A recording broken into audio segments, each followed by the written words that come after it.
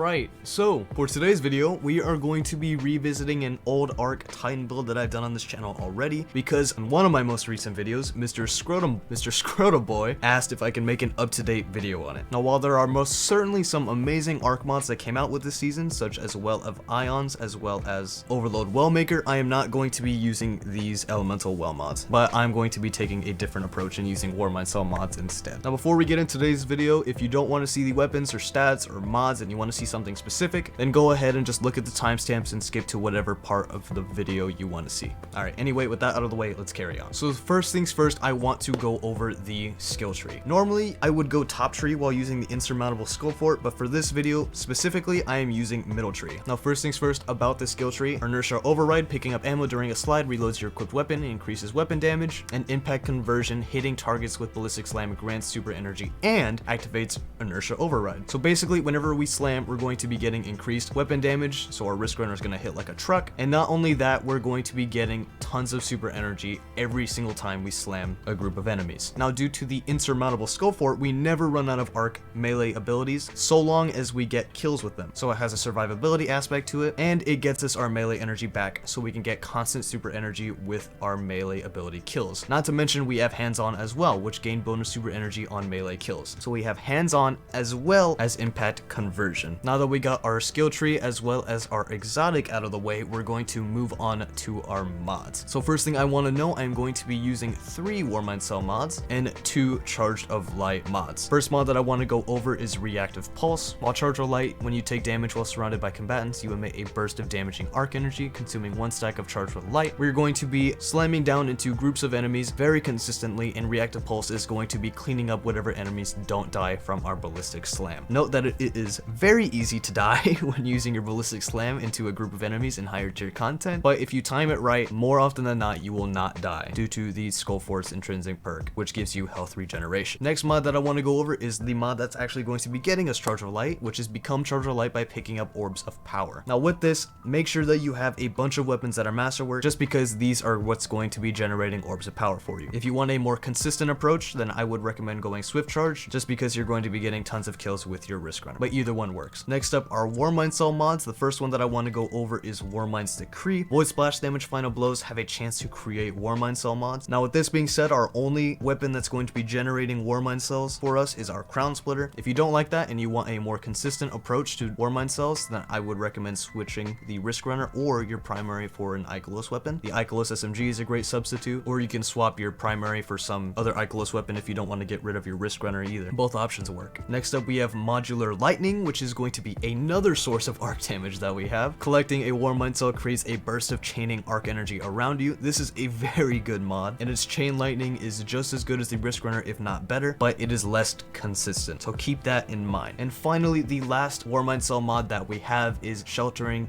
Energy. Collecting a warmind cell grants you an overshield. This is just helping us with survivability for whenever we slam down onto enemies, or just being able to survive in general. The overshield is pretty big, but if you don't want to run Sheltering Energy and want to swap it out for something else, then by all means. Alright, and that is actually it for all of the Charge of Light mods. Some other mods that I want to go over as well is 1 Impact Induction. Causing damage with the melee attack reduces your grenade cooldown. If you want your grenade back very consistently, then Impact Induction is the way to go. You're constantly going to be getting melee kills and using your melee abilities, so your grenade's recharge rate will be absolutely insane, not to mention the already 100 discipline that we have, which I'll go over in a little bit. And finally, Energy Accelerant. This is absolutely massive when using the Crown Splitter. I don't know if it's bugged or not, but it increases the damage of the Crown Splitter by like 25% or something. I was running around in Lost Sectors and testing it out, and sometimes without Energy Accelerant, it was doing less damage, but the general damage that it was doing consistently is 126,000 damage, and with Energy Accelerant, it was doing 168,000 damage, so that is a 25% damage increase. If my numbers are wrong, I'm an idiot, and I am very sorry. Another mod that'd be good to run as well is Bomber, which just reduces grenade cooldown when using your class ability, but once again, 100% up to you. Finally, we are done with the mods. Alright, next, the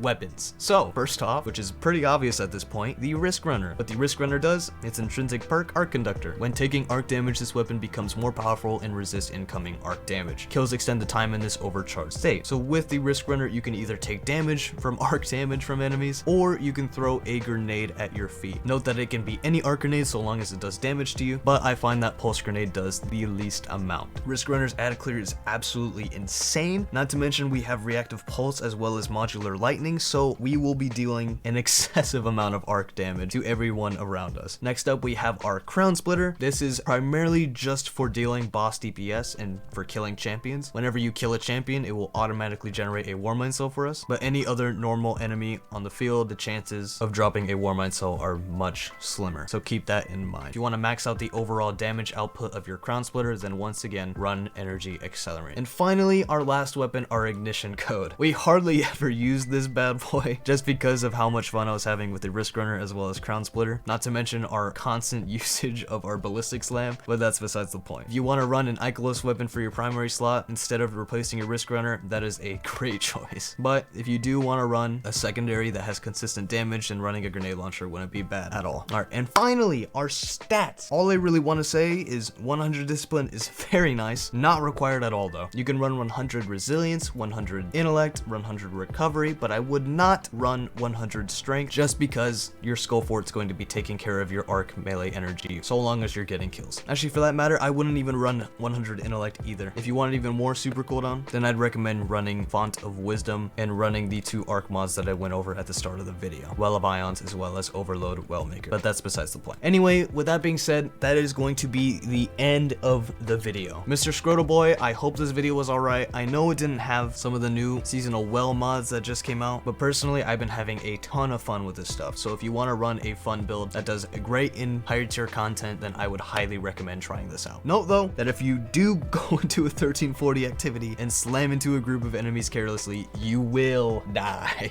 Alright, anyways, with that being said, I will see you guys in the next video. Also, I'm thinking about streaming on Twitch again. I'll either stream Destiny stuff or just any random variety games, but I don't know. I'm still debating that. But let me know what you guys think about that if you actually make it to this point of the video. Alright, I'll see you guys in the next one.